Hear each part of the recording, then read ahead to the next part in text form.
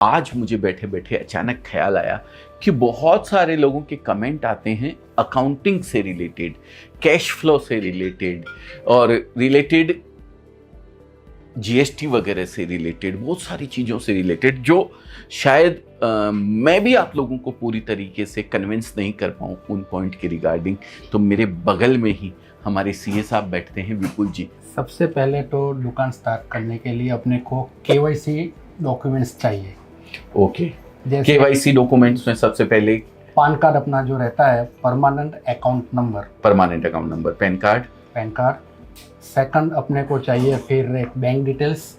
Okay, bank account खुलवाना पड़ेगा क्योंकि जो भी ट्रांजैक्शन लेन देन जो भी होगा वो उसके थ्रू करें तो वेल एंड गुड रहेगा इन फ्यूचर। हाँ। थर्ड अपने को बड़ा बिजनेस है, बड़ा ट्रांजैक्शन भी करना है तो जीएसटी नंबर भी लेना पड़ेगा। अच्छा, जीएसटी के बारे में भी एक चीज और काफी सवाल आते हैं कि मुझे जीएसटी लेना चाहिए या नहीं लेना चाहिए। तो कितने अमाउंट तक अगर साल में कोई ट्रांजैक्शन करता है तो जीएसटी की रिक्वायरमेंट नहीं है, और कितना करने के बाद उसको जीएसटी की रिक्वायरमेंट रहती है, ये थोड़ा सा जरूर हमारे व्यूअर्स को गाइड करें आप। जैसे आपने क्वेश्चन किया सर जीएसटी के रिगार्डिंग, तो मैं बता देता हूँ कि 40 लाख का ट्रांजैक्शन आपका ड्यूरिंग द फाइनेंशियल ईयर रहता है। हाँ। 40 लाख के अंडर का हाँ। तो आप नहीं लोगे जीएसटी तो भी चलेगा, विदाउट जीएसटी नंबर भी आप ट्रांजैक्शन कर सकते हैं। मतलब 40 लाख के नीचे अगर आप सेल करते हैं, हमारे यहाँ से कपड़ा ले जाके आप उसमें एक प्रॉफिट कुछ भी जोड़ के, आपका जो 25%, 30%, 50% जो भी आप जोड़ना है वो जोड़ करके आप अगर 40 लाख के नीचे ही कपड़ा बेच पाते हैं पूरी साल के अंदर, तो आपको जीएसटी नंबर लेने की जरूरत नहीं है। बड़ी गलतफहमी है, उसको मैं आज विपुल जी के थ्रू, विपुल जी आपको बताएंगे पूरा कि क्या गलतफहमी लोग पाल के रखते हैं, जो शायद जब हम लोग छोटे व्यापारी थे तो हमारी भी गलतफहमी थी ये।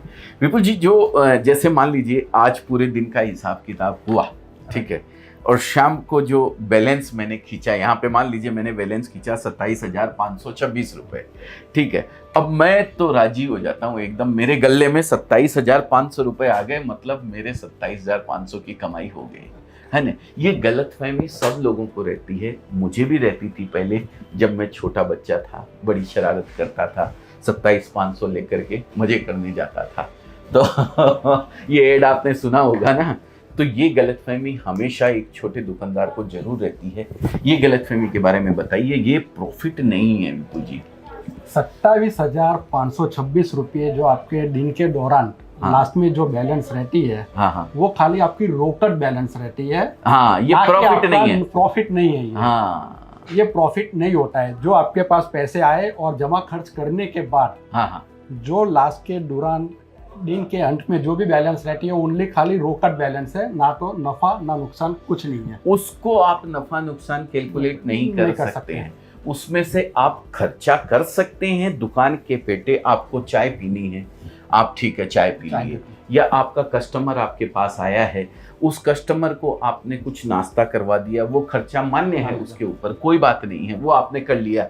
27,526 था, 526 रुपए का आपने वो खर्चा कर दिया। अब 27,000 रुपए बचे हैं, तो ऐसा नहीं है कि उसको ले जाके घर में रख देना है, वो आपकी कमाई हो गई है। वो 27,000 रुपए से आपने जो कपड़ा या तो पहले खरीदा है उधार, उसको चुकाइए, नहीं तो नया कपड़ा खरीदने के लिए उस पैसे को बचा के रखिए कि मेरे आज मैंने 10 पीस बेच दिए या 20 पीस बेच दिए, तो वो 20 पीस कल वापस लाके दुकान पे रखूं, तब तो कस्टमर को सेटिस्फाइड कर पाऊंगा। और वो खरीदने के लिए आपको फिर से पैसा चाहिएगा, तो उन 27,000 रुपए को जो आपका बैलेंस है उसको आपको बचा के रखना चाहिए, फिर नया माल आपको खरीदना चाहिए।